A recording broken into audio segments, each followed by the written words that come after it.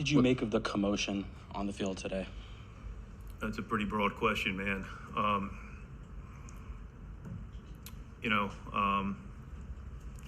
Series started with a comment about, a fight and punching and, we're going to, beat them to the punch and all that. And somebody brought it up to me, and I don't read a lot of the stuff, no offense.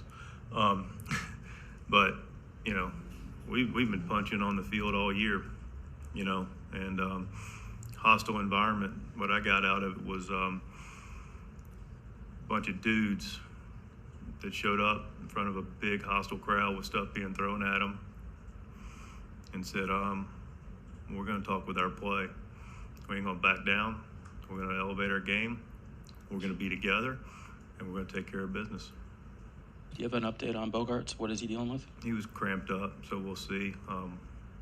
No more tomorrow. Leg, calf, quad, what was it? It was a hamstring. Mark, in the front.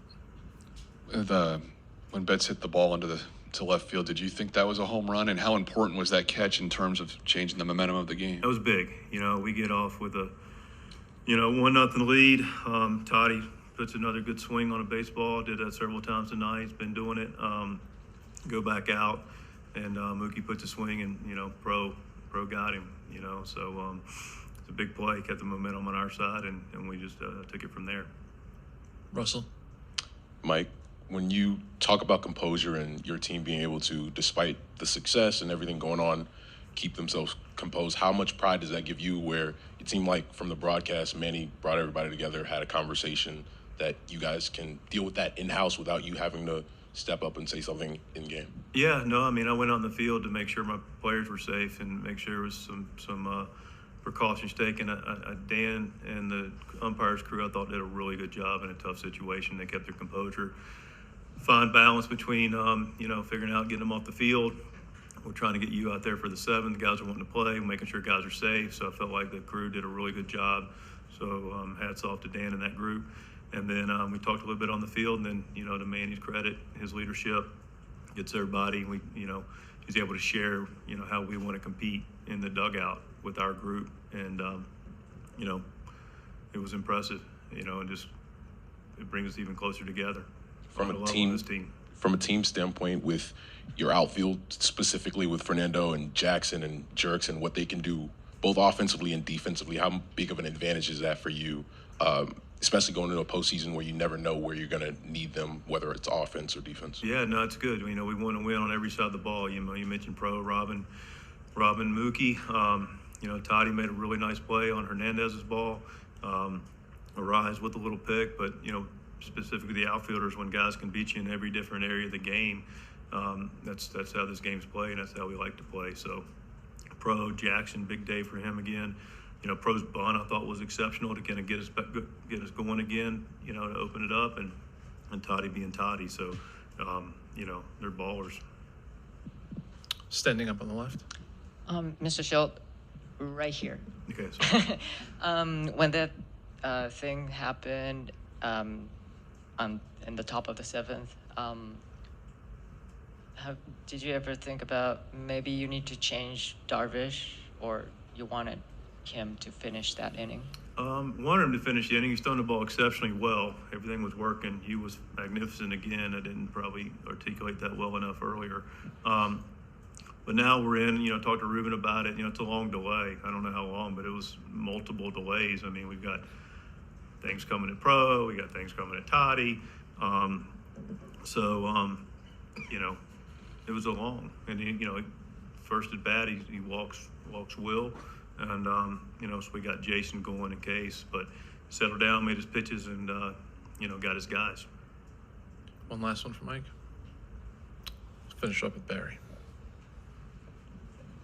Mike, just a couple of things. So Darvish was warming up through that whole thing too. And as he's adding up the pitches, it's sort of like I'm looking out there go, don't throw too many, don't throw too many. It's kind of like you're wasting it at that point. And like you said, then he walks the first guy. So, it was obviously a disruption for him as well as he was pitching, right? Yeah, clearly a disruption. As far as how much, Darvish threw, this guy's experienced guy, so I think he knows how to self-regulate what he needed to do to get ready for the inning to start again.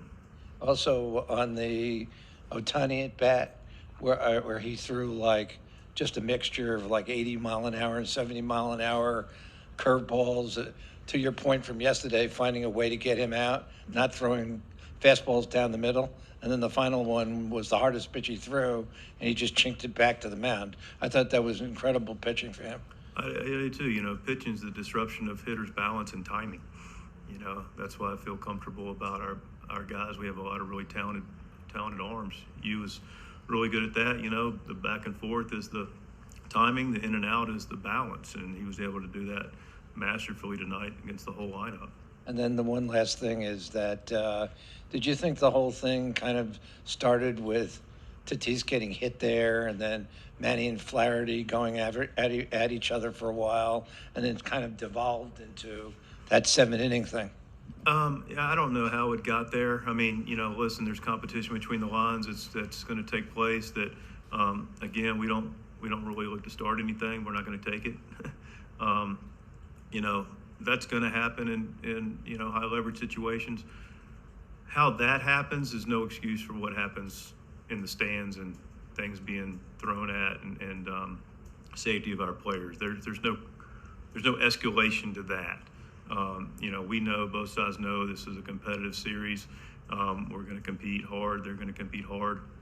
Things are going to happen. We can leave that on the field. But, you know, as far as anything happening, you know, in a stadium like that with towards our players, that's just not acceptable. And I know we're about to go back to San Diego with a very, very loud, raucous, you know, aggressive, hungry crowd that's going to be super excited and going to be getting after it.